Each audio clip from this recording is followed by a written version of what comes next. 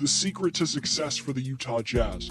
On the verge of clinching the number 1 seed and having just finished their third 9+ game winning streak of the 2021 season, their big three of Mitchell, Gobert, and Conley deserve a ton of credit for that. But this video breaks down the under-talked about reasons for why Utah's dominating the West, and stay tuned to see where the Jazz rank among top contenders. Only 26% of the people who watch these videos are subscribed, so pressing that sub box would go a long way.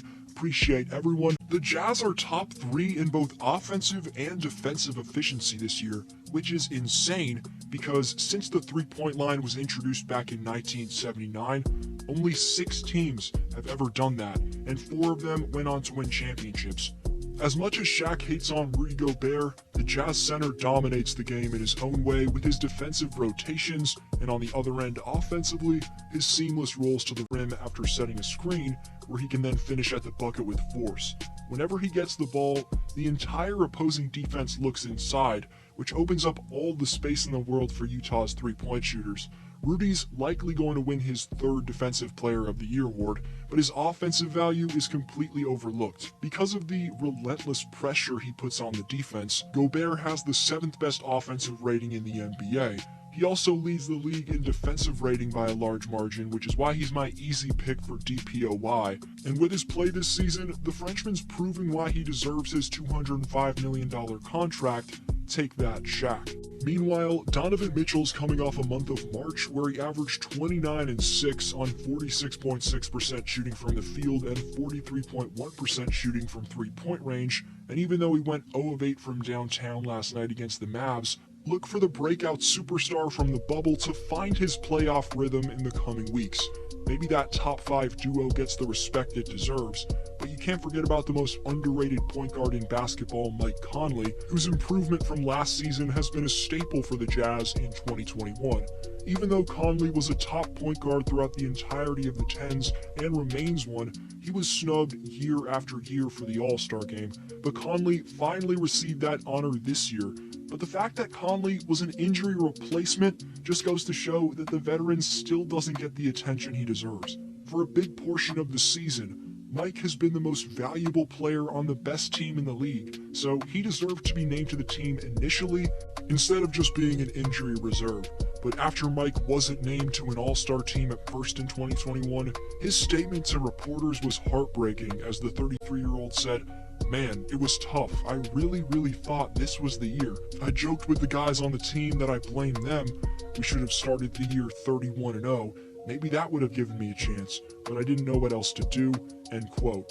Fans and media look at Utah's success and attribute it to their 1-2 punch of Mitchell and Gobert, but you can't get it twisted. The 14-year grizzled veteran point guard, Mike Conley, gives the Jazz a legit big 3. The Utah Jazz have a chance to be the first team in NBA history to both shoot 40% from 3 and to have 40% of their total shots come from 3.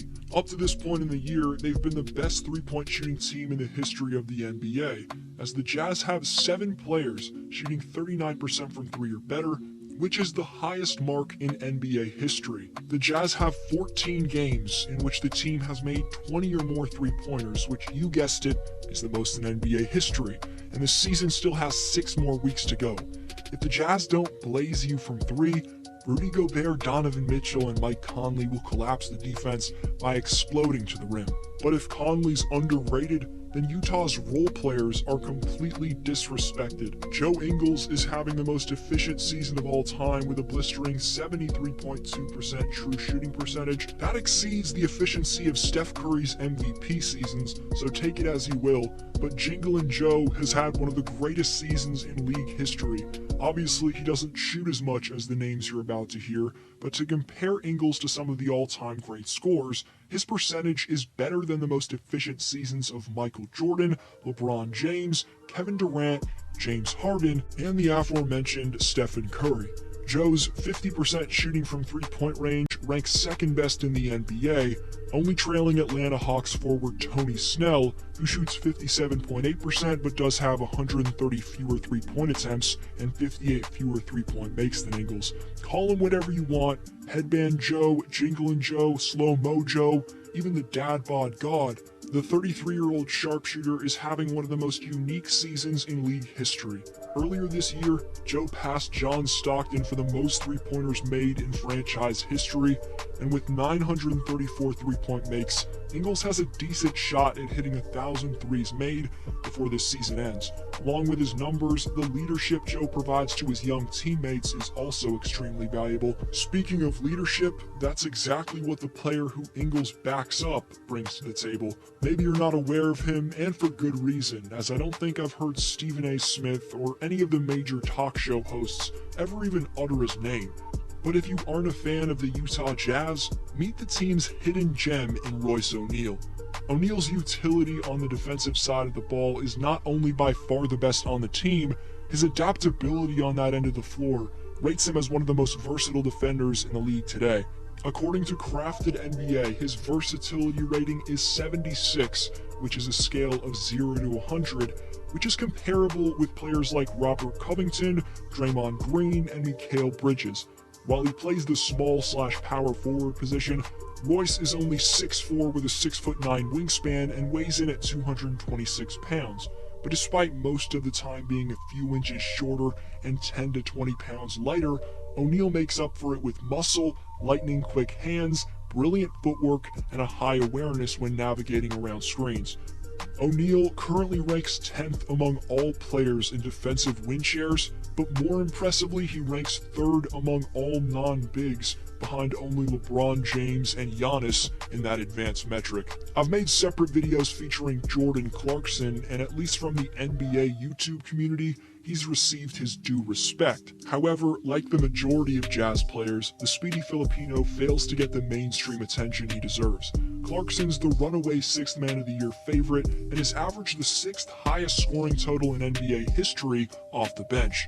But despite the fact that us fans have witnessed one of the greatest seasons off the pine in league history from JC, you barely hear a peep from the American media about him. Before giving you my prediction for Utah's success, I can't forget to mention Utah's improved depth up front. Before Derek Favors was signed this offseason, marking the big man's return to Salt Lake City, Utah was heavily lacking depth at the center spot behind their superstar Rudy Gobert. Last year in the playoffs, when their one and only capable center took a rest, the Jazz were 18 points worse, with both their offense and defense falling off a cliff when he exited the game. This season, because of the acquisition of Derek Favors, the Jazz can stay afloat while Gobert is on the bench. This really held them back, especially in the playoffs when Gobert would get in foul trouble and the Jazz had no one left to protect the paint.